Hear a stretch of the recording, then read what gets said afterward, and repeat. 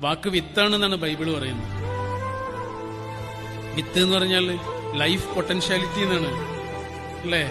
ഒരു ആപ്പിളിനകത്ത് എത്ര വിത്തുണ്ട് എന്ന് നമുക്ക് എണ്ണി നോക്കാൻ കഴിയും. പക്ഷെ ഒരു വിത്തിനകത്ത് എത്ര ആപ്പിൾ ഉണ്ടെന്ന് എണ്ണി നോക്കാൻ കഴിയൂല. അതാണ് വിത്ത് എന്ന് പറയുന്നത്. ഇങ്ങനെയാണ് ഓരോ വാക്കും. നമ്മളൊരാളോട് ഒരു വാക്ക് പറയുമ്പോഴേ അത് പറയുന്ന സമയത്തൊന്നും അയാൾക്കത് ഉപയോഗപ്പെടണമെന്നില്ല.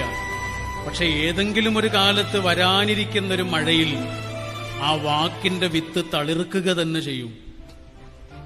ഒരു വാക്കൊക്കെ മനുഷ്യനുണ്ടാക്കുന്ന ഒരു ആശ്വാസമുണ്ട്. ഇവിടെ ഡോക്ടർമാരൊക്കെ ഇരിക്കുന്നതുകൊണ്ട് പറയാം, സാരല്ല എന്ന് പറയുന്നൊരു വാക്കൊക്കെ ഉണ്ടാക്കുന്നൊരു വല്ലാത്തൊരു ബലമുണ്ട്.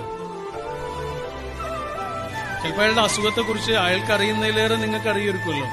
അയാളുടെ റിപ്പോർട്ടുകൾ കാണുമ്പോൾ അതിന്റെ ഒരു ഭീകരാവസ്ഥയൊക്കെ നിങ്ങൾക്ക് അറിയാം. പക്ഷെ നിങ്ങളുടെ ഒരു വാക്കിന്റെ ബലത്തിൽ അയാൾ ആശ്വാസം കണ്ടെത്തും. അയാളുടെ ആത്മവിശ്വാസത്തെ അയാൾ വീണ്ടെടുക്കും.